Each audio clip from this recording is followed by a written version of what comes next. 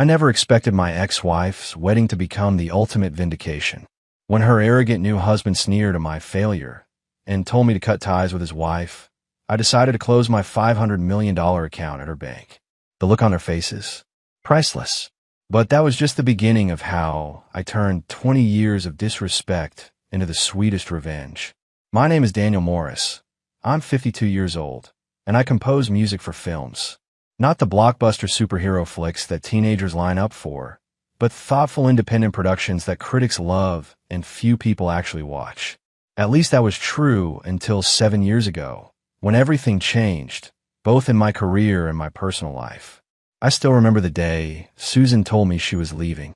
It was 2008, and the financial world was crumbling around us. Wall Street executives were jumping ship, banks were failing, and regular folks were losing their homes. I was working on a score for a documentary about climate change. Not exactly lucrative work, but meaningful to me. "This isn't working anymore, Dan," she said, standing in the doorway of my studio, arms crossed like she was protecting herself from something contagious. "I need stability, security, and you're still chasing this dream." The way she said dream made it sound like a terminal illness. "My music pays the bills," I argued, though we both knew her job at Bennett Financial brought in 3 times what I made. "Barely," she replied. "And what about Emily's college fund? What about retirement? What about the future?" Our daughter was only 9 then.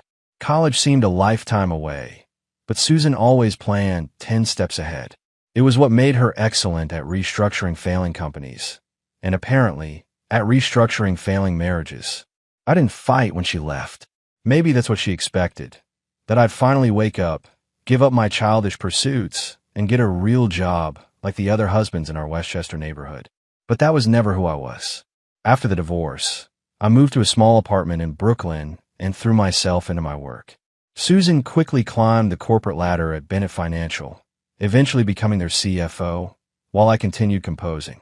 Emily split her time between us, though as she grew older, she seemed to prefer my cramped apartment with its grand piano taking up half the living room to Susan's pristine mansion in the suburbs. Then came the score that changed everything. A small independent film about a jazz musician in 1960s New Orleans. I poured everything into it, every disappointment, every moment of doubt. When it won the Oscar for Best Original Score, my phone wouldn't stop ringing. Suddenly, I wasn't just Daniel Morris, struggling composer. I was Daniel Morris, Academy Award winner. The irony wasn't lost on me. Susan had left because my career wasn't stable enough, and now my compositions were earning millions. I'd established my own production company, built a reputation, invested wisely. The struggling artist had become a success story. Not that Susan would ever acknowledge it. And now, sitting in my Manhattan penthouse looking at the elegant invitation in my hands, I had to decide whether to attend her wedding to Lawrence Grayson, venture capitalist extraordinaire and aspiring politician. The man who, according to Emily, looked at me during parent-teacher conferences like I was something stuck to the bottom of his Italian leather shoes. I should have thrown the invitation away. Nothing good could come from going. But something, curiosity, perhaps, or a perverse desire to see Susan's face when she realized how much had changed, made me RSVP yes. Sometimes the best revenge isn't planned at all. It just happens when you stay true to yourself. The evening of Susan's wedding arrived with a perfect September sunset, painting the Manhattan skyline in hues of gold. I adjusted my tie in the back of the Uber, second-guessing my decision to attend. The venue was one of those exclusive rooftop gardens that require connections just to book a viewing. Exactly Susan's style. I stepped out of the elevator into a scene that seemed plucked from a luxury magazine spread.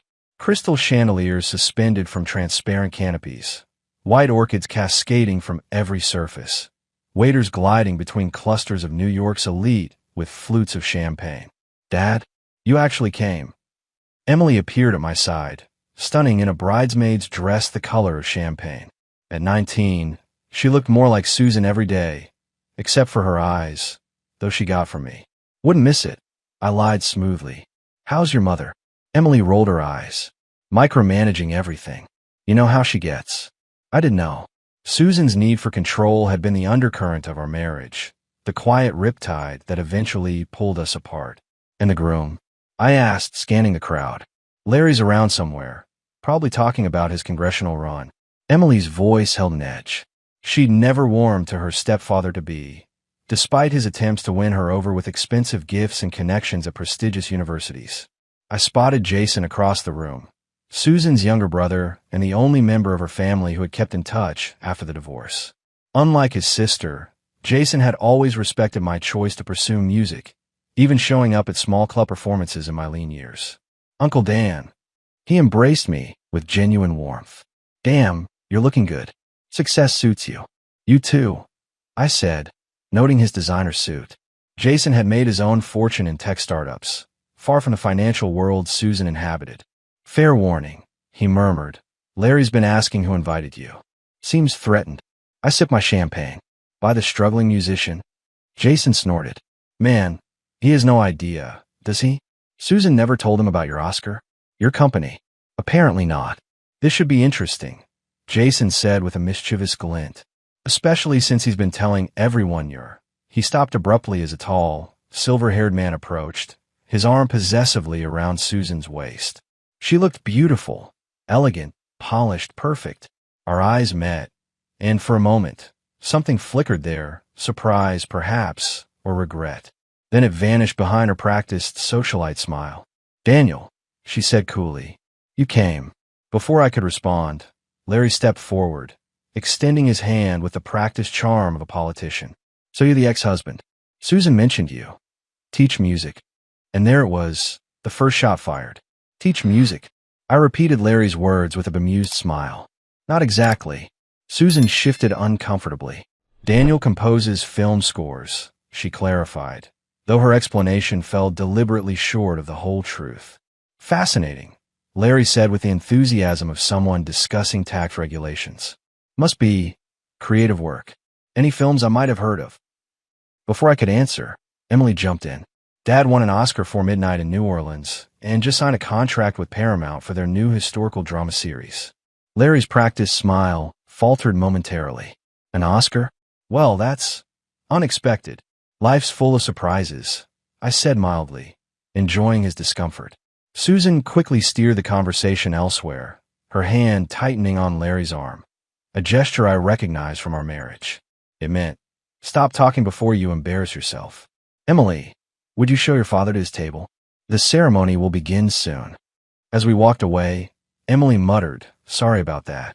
Larry's been telling everyone you're some struggling piano teacher who couldn't cut it in the real world. And your mother didn't correct him? Emily shrugged. Mom's complicated. I think part of her needs to believe you're still failing to justify leaving. I was seated at a table far from the bridal party, not quite banished to Siberia, but definitely not in the inner circle. Jason joined me minutes later, along with a few distant relatives who regarded me with curious glances. You realize you're the evening's mystery guest, right? Jason said. Half the room is wondering why the ex-husband is here, and the other half is trying to figure out if you're the same Daniel Morris who's revolutionizing film scoring. I sipped my champagne. Let them wonder. The ceremony began as the sun disappeared behind the Manhattan skyline. Susan looked radiant as she walked down the aisle, every inch the successful executive marrying into an equally successful partnership. Looking at her now, confident, polished, so sure of her path, it was hard to remember the younger Susan who had once curled against me on our threadbare couch, dreaming of simpler things. When they exchanged vows, I felt nothing but a distant melancholy for what might have been. We had loved each other once, but we'd wanted fundamentally different lives. Perhaps in this, at least, we had both won. As the ceremony concluded and guests moved to the reception area, Emily appeared at my side. You okay, Dad?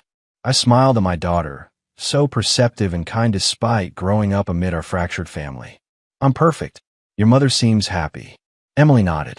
She is mostly, though sometimes I catch her looking at your album when she thinks no one's watching. We all have our ghosts, I said softly, even those of us who seem to have everything figured out. The wedding reception was in full swing, crystal glasses clinking as New York's elite mingled beneath the stars. I stayed on the periphery, nursing a scotch and observing the social dynamics at play. This was Susan's world now, boardrooms and benefit galas, power brokers and politicians. Not your scene, is it? Jason appeared beside me, loosening his tie. Never was Susan's either, once upon a time. I raised an eyebrow. People change. Do they? Jason leaned against the balcony railing. Or do they just get better at pretending to be what others expect? Before I could respond, a commotion near the gift table caught our attention. Emily was engaged in what appeared to be a heated discussion with Larry. Though they kept their voices low, their body language spoke volumes. Emily rigid with anger, Larry's finger jabbing the air between them. I straightened, parental instinct kicking in. "Excuse me." As I approached, I caught fragments of their conversation. "Disrespectful to your mother," Larry was saying. "After everything she's done.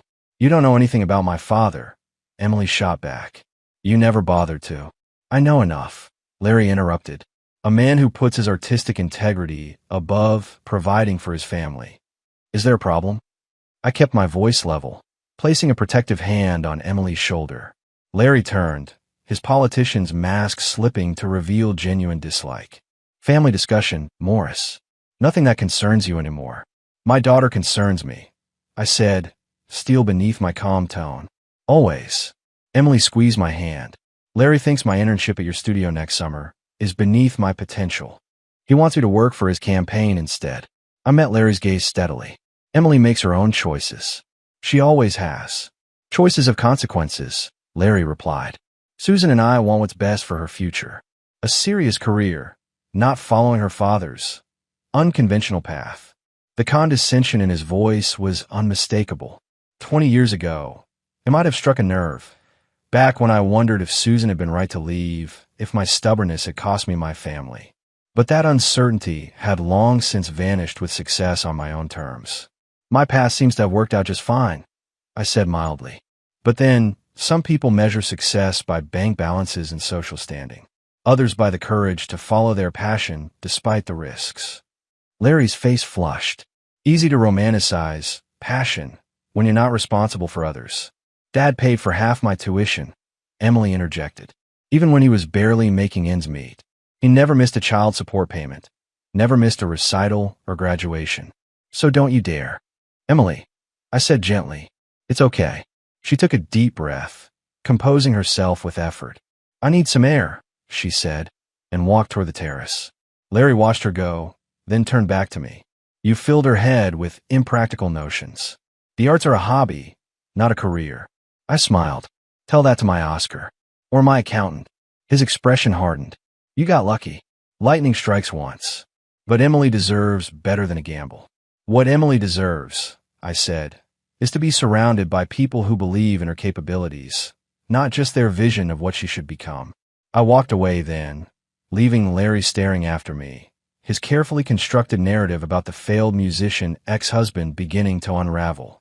As dinner concluded, Susan approached our table, her smile not quite reaching her eyes. "Having a good time?" she asked, her voice carrying the professional warmth she'd perfected over the years. "Beautiful ceremony," I offered. "Larry seems confident." "He is." Susan glanced around to ensure we weren't overheard. "Listen, about Emily's internship. It's not up for discussion," I said calmly. "She's an adult making her own choices." Susan sighed. "Music is unstable, Daniel. You got lucky, but..." "Lucky," I repeated. 20 years of hard work isn't luck. You know what I mean. For every success like yours, thousands of musicians struggle their entire lives. I studied her, realizing she still couldn't admit she'd been wrong about my career. And yet here we are. An uncomfortable silence stretched between us until Jason saved the moment, appearing with fresh champagne. "To new beginnings," he toasted, winking at me. Susan excused herself to rejoin Larry, who'd been watching our interaction with poorly disguised suspicion. "You know," Jason said once she was gone, "she kept your piano. The baby grand from your apartment in Brooklyn. It's in her study now." The revelation caught me off guard. That piano had been my first major purchase after our separation, a symbol of commitment to my craft despite uncertainty. "Interesting choice of souvenir," I murmured. "People hold on to strange things," Jason shrugged. "Speaking of which, Larry's giving a speech soon. Should be enlightening." Sure enough, Larry took the microphone minutes later, champagne in hand. He thanked guests for attending, praised Susan's intelligence and beauty, and then pivoted unexpectedly. "Some questioned our relationship," he said, gaze drifting in my direction. Some believed Susan deserved someone who couldn't provide stability, who chose artistic indulgence over family responsibility. The room tensed. Emily, seated at the bridal party table, stared at her plate. Susan's smile remained fixed, though her knuckles whitened around her champagne flute. But tonight proves that proper choices lead to proper outcomes, Larry continued. Success isn't accidental, it's deliberate. It comes from sound judgment and traditional values. Jason whispered. Is he seriously turning a wedding toast into a campaign speech? I watched Susan, recognizing the slight flush creeping up her neck, a tell from our marriage that meant she was mortified but hiding it. Some paths lead to dead ends, Larry concluded, while others lead to prosperity. I'm grateful Susan found her way to the right one. Polite applause followed as he returned to Susan's side, kissing her cheek triumphantly. What a tool, Jason muttered. You okay? I nodded, surprisingly unaffected. Perfect, actually. And I meant it. Watching Larry's desperate need to establish dominance, I felt nothing but clarity and the certainty that the next phase of the evening would be very interesting indeed. The reception shifted into the dancing portion of the evening. I remained at my table, content to observe as Manhattan's elite performed the intricate social choreography they perfected over decades. Susan and Larry moved among their guests, accepting congratulations and making connections, their natural habitat. Aren't you going to dance, Dad? Emily appeared beside me, cheeks flushed from champagne. Not really my scene, sweetheart. She rolled her eyes. Come on. One dance won't kill you. Unable to refuse her, I allowed myself to be led to the dance floor. As we swayed to a jazz standard, ironically, one I'd rearranged for a film last year, I caught Susan watching us, her expression unreadable. Larry's still fuming about your internship, Emily said quietly. Let him fume. He told Mom it's ridiculous that I would waste my education on a frivolous industry when I could be making connections in finance or politics. I kept my expression neutral despite my rising irritation. And what did you tell him? That I'd rather create something meaningful than spend my life selling influence. Emily grinned mischievously. He didn't appreciate that. As the song ended, Larry appeared, his politician smile firmly in place though his eyes remained cold. Mind if I borrow Emily for a moment? Senator Blackwood wants to discuss summer internship opportunities in Washington. Actually, Emily began. It's Emily's choice, I interjected calmly. Larry's smile tightened. Some choices require adult guidance. Not everyone understands what's at stake. You'd be surprised what I understand, I replied evenly. Would I? His veneer slipped slightly. Let's be honest, Morris. You're a middle school dropout who got lucky with a little tune. What could you possibly understand about building a real future? The nearby conversations quieted as heads turned toward our exchange. Dad, Emily warned, sensing the tension. Larry continued, emboldened by alcohol and audience. Why don't you do everyone a favor and cut ties with my wife and her family? Your presence is just uncomfortable. I studied him calmly, suddenly understanding Susan's attraction to this man. He represented everything she thought she wanted. Status, security, respectability. You know what's uncomfortable, Larry? I said, my voice quiet but carrying. Having $500 million in your wife's bank while listening to you demonstrate exactly why that's a poor investment decision. Larry's face froze. What? I think I'll close my account on Monday. I continued conversationally.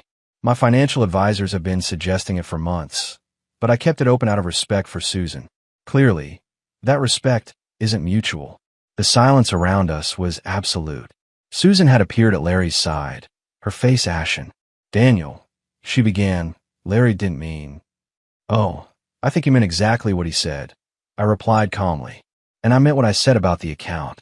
Larry's expression cycled rapidly through confusion, disbelief, and dawning horror as the reality of who I was, and what he'd just done, sank in completely. The aftermath of my announcement rippled through the reception like a stone dropped in still water. Conversations halted, replaced by urgent whispers and surreptitious glances. Larry stood paralyzed, his face ashen as the full consequences of his actions sank in. Susan broke the silence first. Daniel, perhaps we should discuss this privately. Nothing to discuss, I replied calmly. Larry made his position quite clear.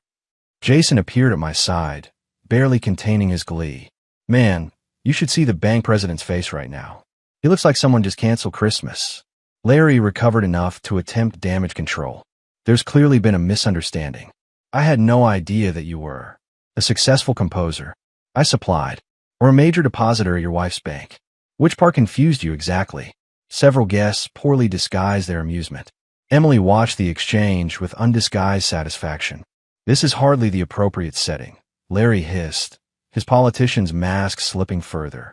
You seemed comfortable enough insulting me in this setting, I observed. Interesting how propriety only matters when you're on the receiving end.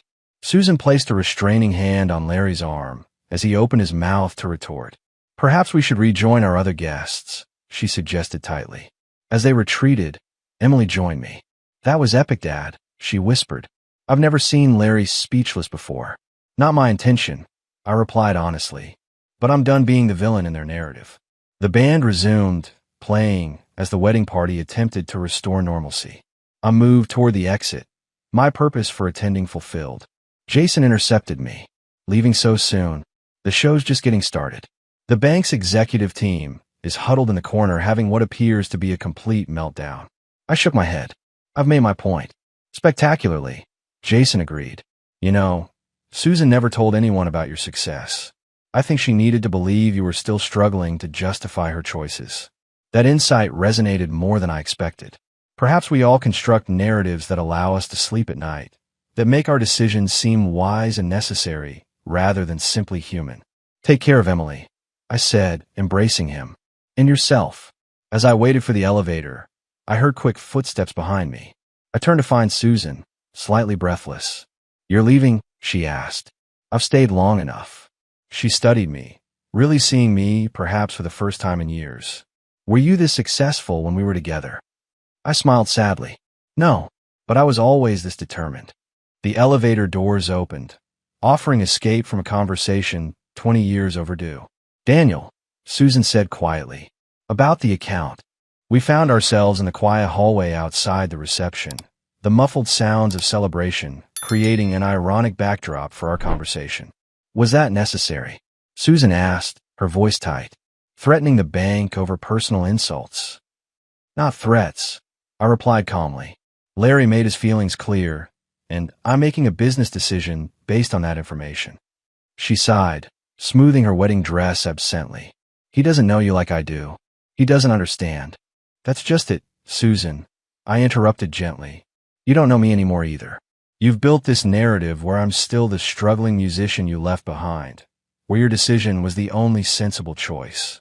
Her eyes met mine, a flash of painful recognition crossing her face.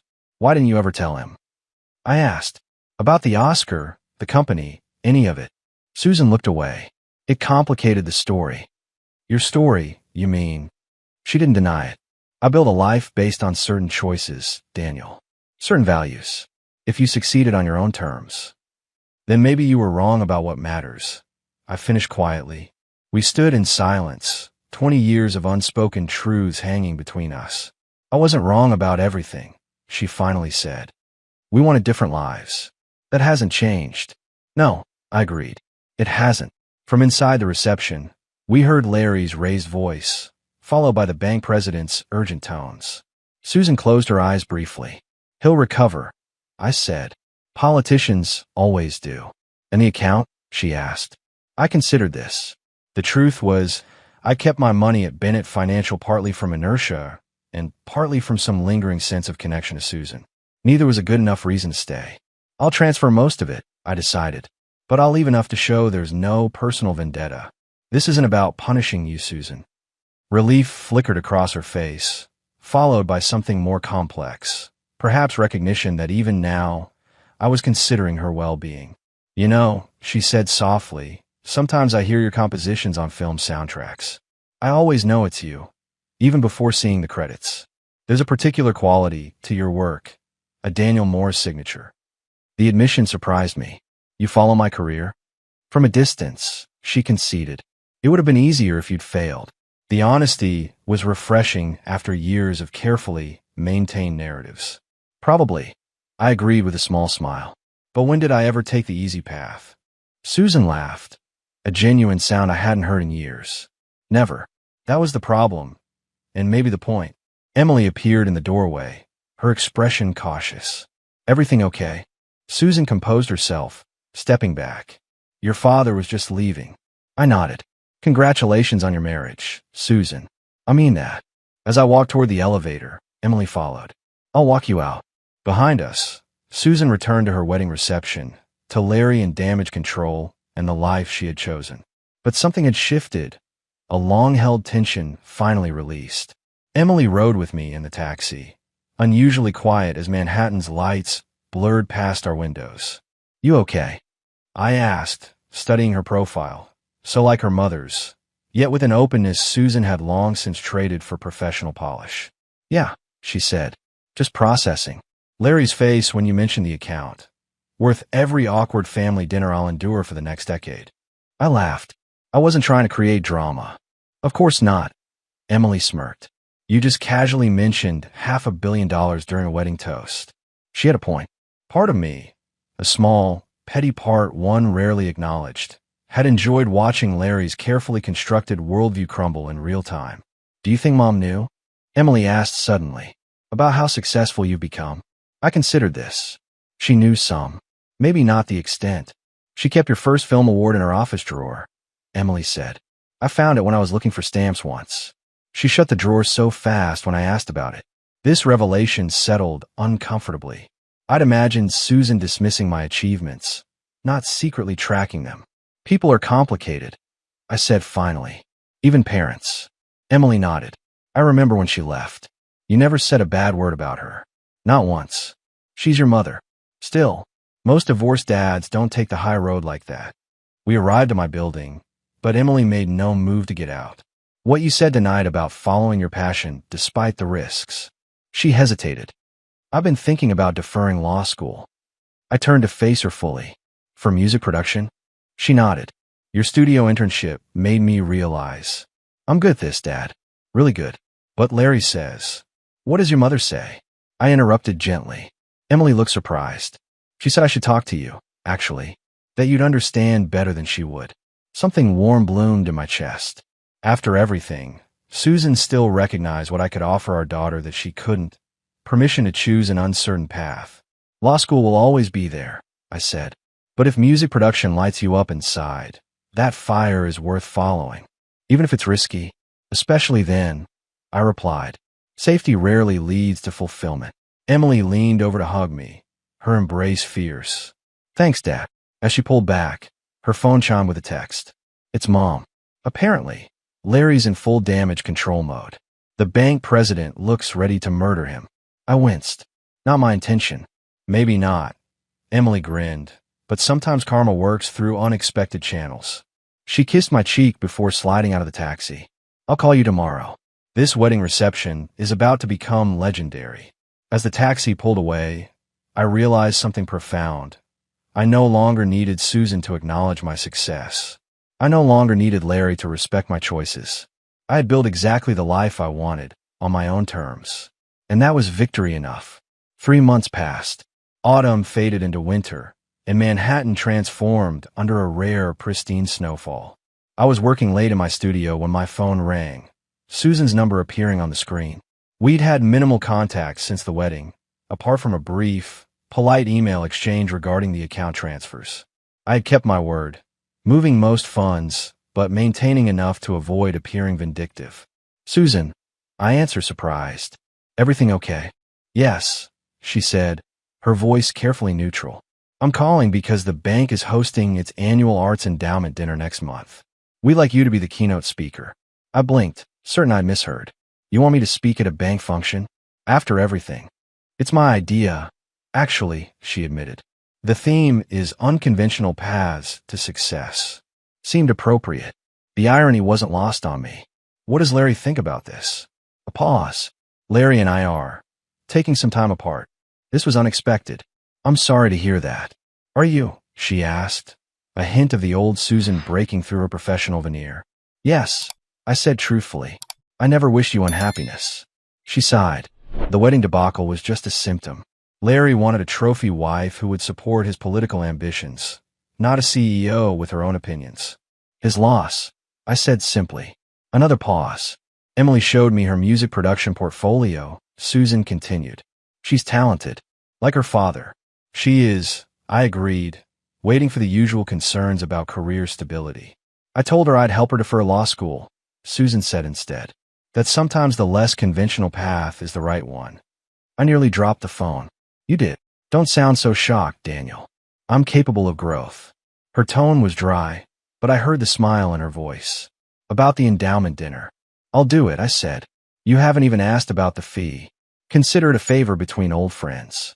Susan was quiet for a moment. Are we? Friends. We share a remarkable daughter and 2 decades of history. I replied. I'd say we're something. Something, she echoed. I suppose that's accurate.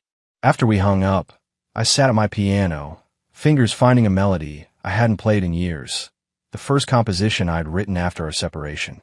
It had begun as something mournful, but evolved into something unexpected, hopeful. Like life itself, I supposed. My phone pinged with a text from Emily. Dad. Just heard from Mom about the keynote. Full circle moment much? I smiled, thinking how differently things had unfolded from what I'd expected the night of the wedding. I hadn't attended seeking vindication or revenge, though both had found me regardless. What I'd found instead was something more valuable. Peace with the past, pride in my daughter, and the quiet certainty that staying true to myself had been the right choice all along. Some might call it revenge, the dropout becoming the keynote, the struggling musician winning acclaim, the ex-husband finding contentment while the new marriage faltered. But I saw it differently. This wasn't revenge. It was life, playing out its own perfect composition.